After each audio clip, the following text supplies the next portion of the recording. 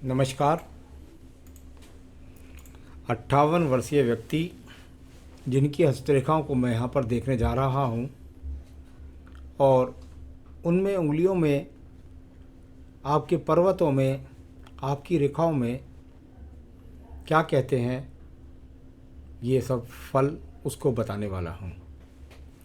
सबसे पहले बात कर लेते हैं आपकी सबसे छोटी कनिष्ठा उंगली के बारे में। देखिए, छोटी कनिष्ठा उंगली और सूर्य की उंगली के प्रथम पर्व तक पहुंच जाए, अच्छी बौद्धिक क्षमता, बुढ़ापे तक अच्छी याददाश्त, जीवन के सही समय पर सही फैसला लेकर के अपनी योग्यता के अनुसार कर्म ढूंढ लेना, ऐसे व्यक्तियों की पहचान होती है। यहाँ प्रथम पर्व, मानसिक पर्व, पूरी तरीके से अगर मैं कहूँ तो एक तरीके से यहाँ मजबूत है। किसी भी स्थिति में होने के बाद भी आज भी आपके अंदर मानसिक स्थिति पूरी तरीके से मजबूत दिखाई देती है। सेकंड पर्वत पर किसी से लड़ने झगड़ने की प्रवृत्ति नहीं है। अपने साथ के, अपने कुलीग्स के जो भी लोग हैं उनके साथ अच्छे व्यवहार के कारण आप पहचाने जाते हैं। और तीसरे पर्व पर यदि मैं देखता हूँ तो वह क्षमता आज भी नज़र आती है कि बौद्धिक कुशलता से कहीं ना कहीं से धन के आगमन बना रहे हैं आप, इसके जो काम लिखा है इसके अलावा भी। चलिए अब बात करते हैं सूर्य की उंगली के बारे में। सूर्य की उंगली यहाँ पर अगर मैं देखता हूँ तो यश मान सम्मान के लिए जानी जाती है। इसके प्रथम पर्व पर यदि मैं देखता हूँ तो किसी भी प्रकार से कोई आँखों का बड़ा ऑपरेशन नहीं, किसी भी प्रकार से किसी प्रकार के एक्सीडेंट का योग नहीं, किसी भी प्रकार से कोई बीपी का बहुत बड़ा रोग आपको परेशान करने वाला नहीं दिखाई देता। सेकंड पर्व यहाँ पर अगर देखा जाता है तो राज्य सरकार से संबंधित सहयोग का ही दिखाई देता है, किसी दंड का दिखाई नहीं देता। और तीसरा पर्व अपने माता पिता की बुढ़ापे तक सेवा करना, उनको संग साथ लेकर चलना, ये अच्छा पर्व यहाँ पर मौजूद है। मैं बात कर रहा हूँ शनि की उंगली का प्रथम पर्व के बारे में। भले ही आपके जीवन में 58 वर्ष आपकी आयु है, यहाँ पर मुझे कोई रोग स्थायी रूप से आपके जीवन में नहीं लगा। कभी कभी ऐसा भी देखने में आता है कि व्यक्ति के शरीर में जो रोग है उसकी मेडिसिन बिल्कुल करेक्ट मिल जाती है, जिस कारण से वो रोग आपके जीवन में अंदर प्रभावी नहीं होता, क्योंकि आपकी मेडिसिन करेक्ट लगी हुई है। तो ये अच्छा पर्व है। यहाँ पर सेकंड पर्व पर यदि मैं देखता हूँ तो कुल मिलाकर आपके ऊपर यहाँ 15-20 लाख रुपए का कर्ज वाली स्थिति आपने बोली, और ये ज्वाइंट कुछ थोड़ा सा ऊंचा हो गया, कुछ ज़रा अलगाव के साथ, थोड़ा अलगाव के साथ चला गया है, थोड़ा ज़्यादा ऊंचा हो गया है, लेकिन फिर भी ये कर्ज से निकालने वाला ही चिन्ह कहलाता है। कुल मिलाकर आप चिंता ना करें, कर्ज से निकलने वाला है। यहाँ पर पता लगता है कर्ज में डूबेगा या नहीं दिखाई देता कहीं भी का कर्ज में डूब जाएगा। तीसरा पर्व यहाँ व्यक्ति का कुल मिलाकर परिवार को संचालन करने की शक्ति आपके अंदर मौजूद है। आइए बृहस्पति की उंगली के प्रथम पर्व पर चलते हैं। शुगर, कोलेस्ट्रॉल, लीवर, किडनी, कोई भी ऐसा रोग नहीं जो आपको परेशान कर रहा हो, जो आपको ख़राब कर रहा हो आपके शरीर को। सेकंड पर्वत पर कुछ राहु रेखाओं का प्रभाव दिखाई दिया। अपने जीवन की आज के हिसाब से अगर पहले नहीं रही है और ये रेखा छोटी छोटी है, ये बहुत ज़्यादा प्रभावी नहीं है, ये बहुत समय तक रहने वाली नहीं है। हो सकता है इस समय कुछ चिड़चिड़ाहट के कारण थोड़ा सा पत्नी के साथ भी मन मुटाव रहता हो या आपसी तालमेल सही ना हो पा रहा हो। तीसरा पर्व यहाँ पर संतान के लिए कुछ राहु रेखा है, ज़्यादा रेखा खड़ी हुई है नाड़ी का, तो कुल मिलाकर के चिंता ना करें, संतान सुख सहयोग आपको देगी।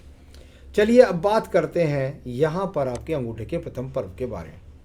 अंगूठे का प्रथम पर्व, और यहाँ से पता लगता है व्यक्ति के चरित्र के बारे में। बहुत बढ़िया चरित्र, किसी प्रकार के किसी दूसरे के धन पर निगाह टिकाने की का आप कोशिश नहीं करते, तो अच्छा है ये पर्व।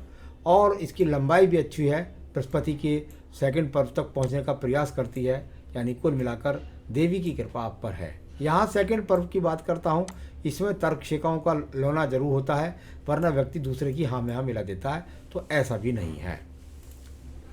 चलिए अब बुध पर्व के बारे में बात करता हूँ। ये आपके पास बहुत बेहतरीन डॉक्टर रेखाएं।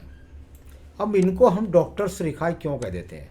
या तो ये डॉक्टर के हाथ में मिलेंगी, ऐसा भी होता है।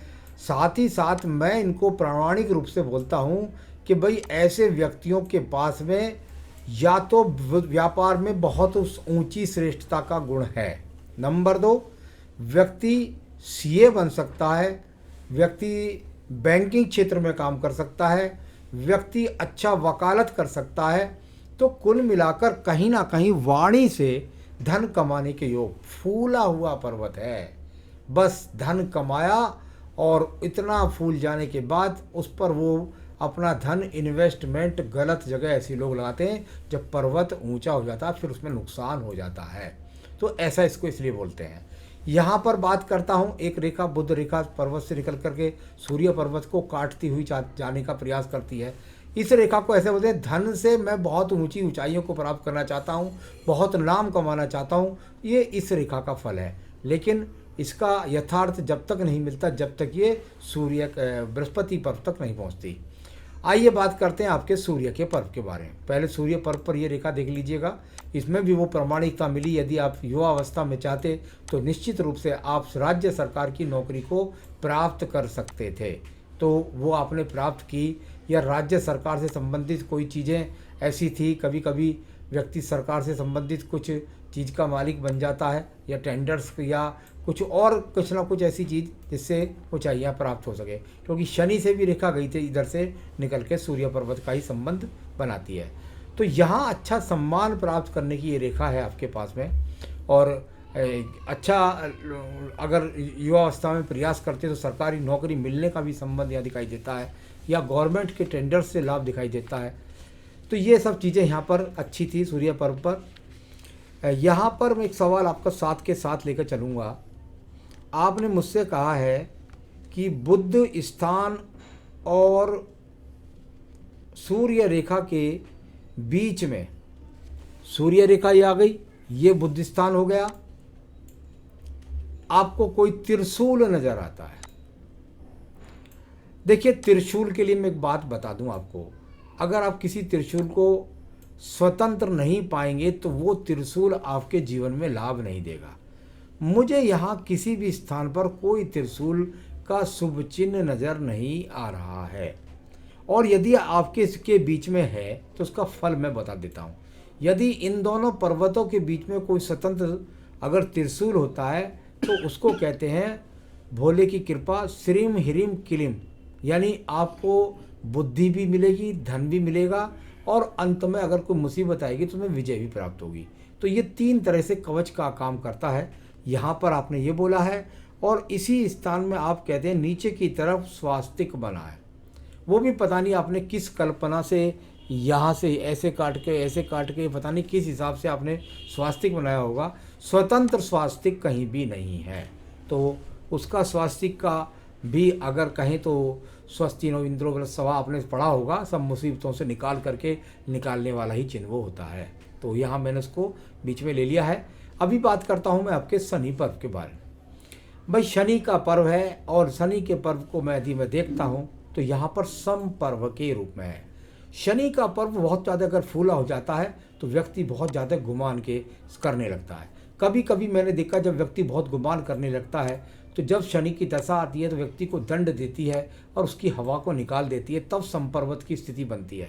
कुल मिलाकर यहाँ पर अभी शनि पर्व की जो रेखा है वो भाग्य के लिए संघर्ष जैसे इशारों को ही कर रही हैं। चलिए अब बात होगी आपके बृहस्पति पर्व के बारे में। बृहस्पति का पर्व और बृहस्पति के पर्व में यदि मैं देखता हूँ तो कुल मिलाकर कहीं ना कहीं त्रिभुज जैसे ट्रायंगल्स जैसे रेखाओं से गुजरने के योग हैं, यानी कोई भी स्वतंत्र ट्रायंगल तो दिखाई नहीं दिया। कहीं आपको मछली का सा चिन्ह दिखाई दे सकता है, कहीं आपको दीप का सा चिन्ह नजर आ सकता है। कुल मिलाकर जब तक कोई स्वतंत्र चिन्ह नहीं होता उसका कोई लाभ नहीं होता। मेरे हिसाब से ये बृहस्पति कुल मिलाकर छोटा है, और पर्वतों के हिसाब से बृहस्पति का छोटा होना व्यक्ति के दिमाग के अंदर कुल मिलाकर जल्दबाजी में गलत निर्णय से नुकसान दिखलाता है। ऐसा मैंने देखा है, अधिकतर उस अनुभव को बांट रहा हूँ। तो यहाँ बृहस्पति को ठीक करना होगा। बृहस्पति अगर आपने ठीक कर लिया तो आपके जीवन की सभी समस्याएं ठीक हो जाएंगी। आइए बात करते हैं आपकी हृदय रेखा के बारे में। अगर मैं हृदय रेखा को देखता हूँ तो हृदय रेखा कुल मिलाकर बहुत ज़्यादा नीचे गिरने वाली रेखा है। व्यक्ति दूसरों के लिए खड़ा हो जाता है, दूसरों की मदद के लिए खड़ा हो जाता है, और भगवान के पर्व तक यानी बृहस्पति पर्व तक यानी दान भी करता है, पुण्य भी करता है, अच्छी सोच भी रखता है। किसी बड़े रोग का भी शिकार होने का यहाँ पर कोई योग दिखाई नहीं देता। तो कोई बड़ा रुख का वो योग नहीं है यहाँ पर। कुल मिलाकर मन के अंदर कुछ बेचैनी जरूर होगी, क्योंकि बहुत सारी आड़ी तिरछी रेखाओं ने इसे काटा है। चलिए बात करता हूँ मैं इसके बाद में आपके निम्न मंगल पर्व के बारे में। कर्म रूपी निम्न मंगल पर्व, और यदि इनको देखता हूँ तो ये यहाँ से जो रेखाएं निकलती हैं, ये वो रेखाएं होती हैं जिनसे कहते हैं व्यक्ति कर्म करता है। तो ये रेखाएं बहुत सारी है, नीचे है, पर्वत के अंदर भी है। तो व्यक्ति मेहनती है, व्यक्ति कर्म करने में विश्वास रखता है, इस बात को दिखा। तो मंगल ज़्यादा फूल रहा है, थोड़ा सा जल्दबाजी न करें किसी भी जमीन जायदाद के मसले के बारे में। अब बात करते हैं हम आपकी यहाँ पर बुद्धि रेखा के बारे में। बुद्धि रेखा अगर आप देखेंगे तो आपको ऐसा दिखाई देगा जैसे ये दो मुखी हो गई है। अगर इसको देखें थोड़ा सा, यहाँ पर दिखाई देगी इस तरीके से जा कर के। नीचे वाली रेखा वो बुद्धि रेखा नहीं है, वो भाग्य रेखा से जोड़ने वाली एक रेखा का संबंध है। तो कुल मिलाकर अगर बुद्धि रेखा की बात करता हूँ तो ये हाथ को लगभग पार करके थोड़ा निचले पर्व तक पहुँचने का प्रयास करती है। यानी व्यक्ति को बुद्धि से व्यक्ति अपने जीवन में ज़मीन जायदाद भी इकट्ठी कर लेता है, और दूर दूर के लोगों से जुड़ करके लाभ भी, कभी कभी दूर स्थान पर नौकरी जा करके लाभ करता है। यहाँ सेकंड पर्व की बात करता हूँ, उस पर बहुत सुंदर रेखा वर्तमान में बनी हुई है। हालांकि कुछ रेखाएं यहाँ पर थोड़ा सा व्यथित करती हैं, परेशान करती हैं, लेकिन जो विनिंग रेखा खड़ी हैं उनसे मुझे बहुत ज़्यादा मिली। छोटी मोटी रेखाओं पर सब पर ये विनिंग रेखा खड़ी है। यानी जल्द ही आपको शुभ समाचार मिलेगा, कोई ना कोई चीज़ से संबंधित, जो आपकी इच्छा के अकॉर्डिंग होगा। ये चिन्ह जब तक बने रहेंगे, जब तक वो आपको विजय प्राप्त ना हो जाए, या वो मन इच्छा रूपी कोई चीज़ होगी वो पूरी ना हो जाए। नीचे का चंद्र पर्वत इस समय ज़्यादा गतिमान रेखाओं से भरा हुआ है, बहुत ज़्यादा चंचल रेखाएं इतनी ज़्यादा भरी हुई हैं, ये व्यक्ति के दिमाग के अंदर बहुत टेंशन करती हैं। इस बात से बचना है। विदेश से जुड़ने वाला नीचे का अलग कोई रोग नहीं।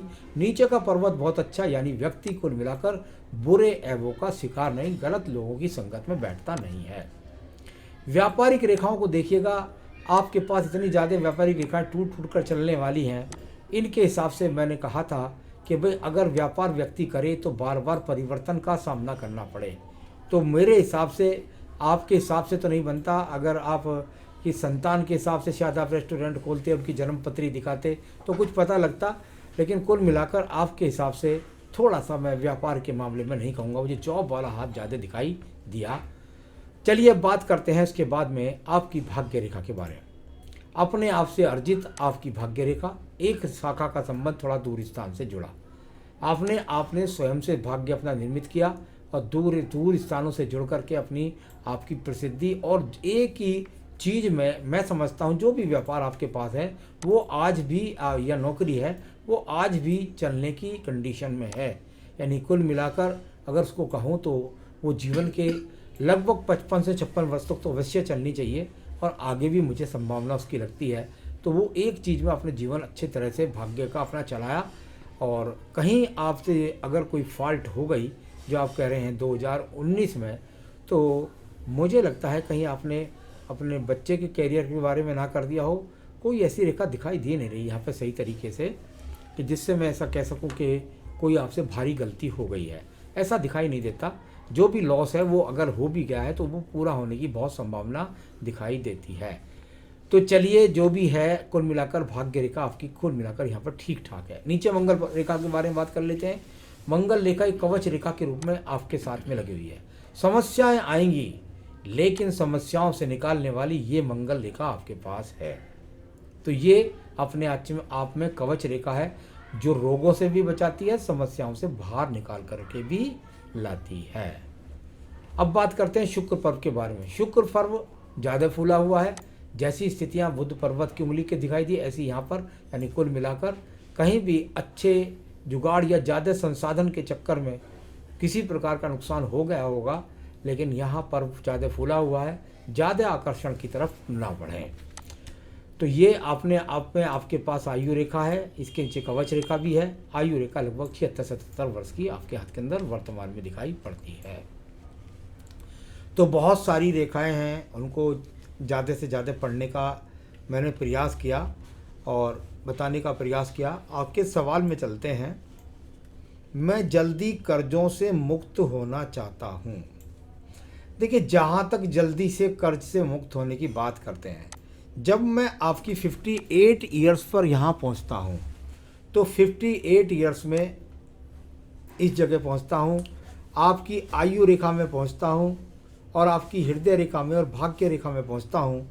मुझे लगता है आप शायद कुछ जल्दी में हैं, थोड़ा सा सब्र करिए। ये कर्ज वाला हाथ नहीं है, ये कर्ज चुकाएगा। कहीं आप जल्दबाजी कर सकते हैं, ऐसा मुझे यहाँ दिखाई देता है, जिसके कारण आप अपनी कोई जुड़ा हुआ धन खामोखा नुकसान ना कर लें। थोड़ा स्थिर रखें, अपने टारगेट को चुनें और कुछ पूजा पाठ बताऊंगा वो करेंगे तो आप समस्याओं से बाहर निकल आएंगे। तो जो कर्ज है उतर जाएगा, बहुत जल्दी मत करिएगा, उतर जाएगा, चिंता की कोई बात नहीं है। उसके लिए ब्याज बट्टा दे रहे हैं आप, गोल्ड भी गिरवी रखा है आपने, सहजता से निकलेगा। ज़रा थोड़ा सा सब्र रखिएगा, हो सकता है तुम्हारा वही काम चल जाए अगर आप थोड़ा सा प्रयास करें। तो बेटे का शादी कर रहे हैं, करना चाहते हैं और बेटी की शादी करना चाहते हैं, चलिए बेटी की शादी पहले कर लीजिए, बेटे की बाद में कर लीजिए, थोड़ा सा या जैसे भी मौका लगे कर लीजिए। तो आप यहाँ पर कर्ज़ों के अलावा आपके पास कुछ नहीं है। और जो आपने सूर्य रेखा के बारे में, बुध रेखा के स्थान के बारे में पूछा, उसका सवाल भी मैं बता ही चुका हूँ। मेरे हिसाब से आपको बिल्कुल धैर्य के साथ चलना है। अगर आपने हाथ में नीलम पहना हुआ है या नीली रतन पहना हुआ है तो कृपया करके उसे मत पहनिएगा। एक तो ये आपको ध्यान रखना है। यहाँ अगर आपने माणिक्य पहन रखा है तो कोई दिक्कत नहीं है, तो कोई रतन और पहनने की कोई आवश्यकता नहीं है। पूजा की बहुत ज़्यादा आवश्यकता है जो आपकी समस्याओं से आपको निजात दिलाएगी। और उसके लिए मैं आपको कहूँगा कि आप संकट नाशन गणेश स्रोत का पाठ रोज़ाना करें। संकट नाशन गणेश स्रोत का रोज़ाना पाठ करें। एक पाठ में और बताऊँगा आपको, और वो साथ में आपको करना है यहाँ पर रुद्राष्टकम का पाठ। भगवान शिव की पूजा होती है, इसको भी आप साथ में अवश्य कर लीजिएगा। तो दो चीज़ ये आपको सही निर्णय और शक्ति प्रदान करेंगी। एक मंत्र आप रोज़ाना एक माला कम से कम मृत्युंजय मंत्र की भी कीजिए। मृत्युंजय मंत्र यहाँ मार्केश के लिए नहीं है, मृत्यु के लिए नहीं है। मृत्युंजय मंत्र अपने आप में वो आ रहा है जो जीवन के कष्टों को काट देता है। तो मृत्युंजय सिर्फ उतना ही होता है, ओम त्र्यंबके महेश कुंती पुष्टि वर्धनम वाला, तो वही उसकी एक रुद्राक्ष माला का रोज़ाना कम से कम जाप भी करें।